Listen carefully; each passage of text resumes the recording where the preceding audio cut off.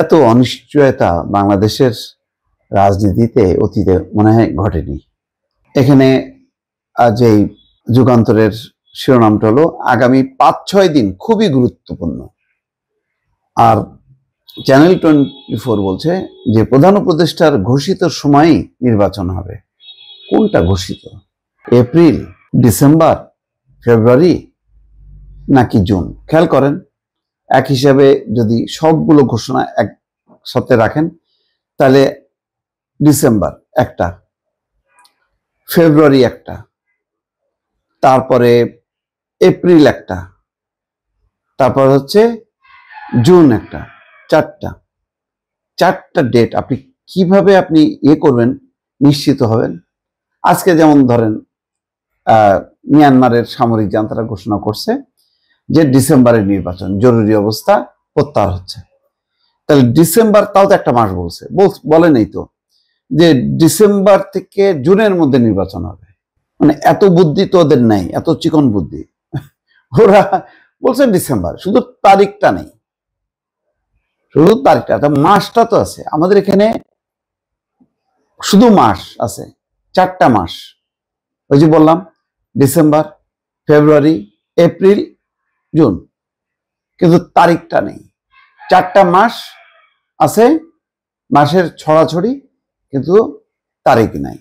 তো এই কারণে আবার প্রেস সচিব শফিকুল আলম যেটা বলছে যে বাংলাদেশের নতুন রাজনৈতিক বন্দোবস্তের জন্য আগামী ৫-৬ দিন খুবই গুরুত্বপূর্ণ। ভাই, এই যে কি বন্দোবস্ত, এইসব কঠিন কঠিন শব্দ সাধারণ মানুষ বোঝে না। কি বলতে চান, কি করতে চান বলেন।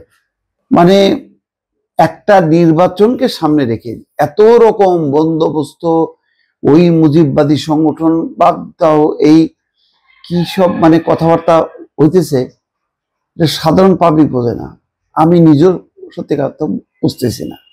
আমার একটাই বোঝা যে ভাই, একটা সুষ্ঠু নির্বাচন তত্ত্বাবধায়ক সরকার ব্যবস্থা বাতিল করছে, ওটা আগে আনো, নির্বাচন দাও, নির্বাচিত পার্লামেন্ট সদস্যরা তারা ঠিক করবে। সেখানে তো বিএনপি যাবে, বিএনপি জিতবে না, জামাতে ইসলাম জিতবে না, সরকারে কে যাবে না যাবে আমি বলছি না, এইরকম তো আরো ৫-৬টা রাজনৈতিক দল যাবে। তারপরে তারেক রহমান বলছে যে জাতীয় সরকার করবে। তাহলে যারা নির্বাচিত হবে না এমন কিছু লোক থাকবে, তাদেরকে নিয়োগ করতে পারে।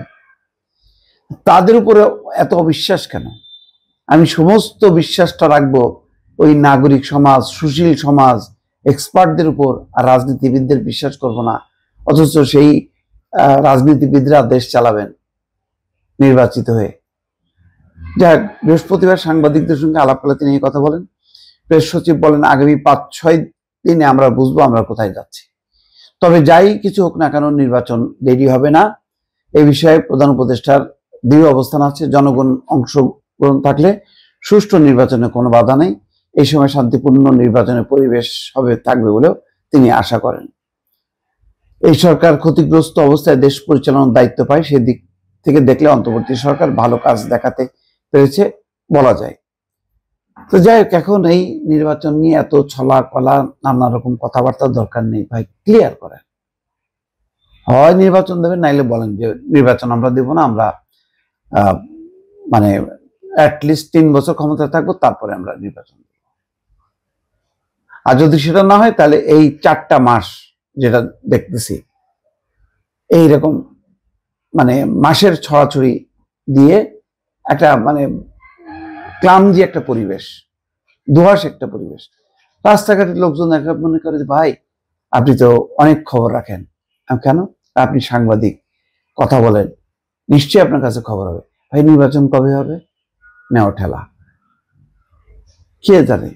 এটা কি বাংলাদেশের রাজনীতিবিদ ডাক্তার শফিকুর রহমান জানে, তারেক রহমান জানে, মির্জা ফখরুল জানে? আসলে কেউ জানে না। কারণ যারা ক্ষমতায় চালাচ্ছে তারা তো নিজেরাই কনফিউজ, কি করবে না করবে তারা নিজেই বুঝে উঠতে পারতেছে না। যখন ক্রাইসিসে পড়ে তখন সবারই ডাকে, আবার যখন ক্রাইসিস শেষ হয়ে যায় তখন আর কাউরে চেনেন না।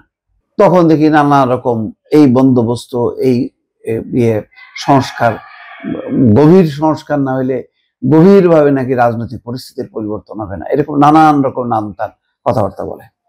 দর্শক ভালো থাকবেন, আল্লাহ হাফেজ।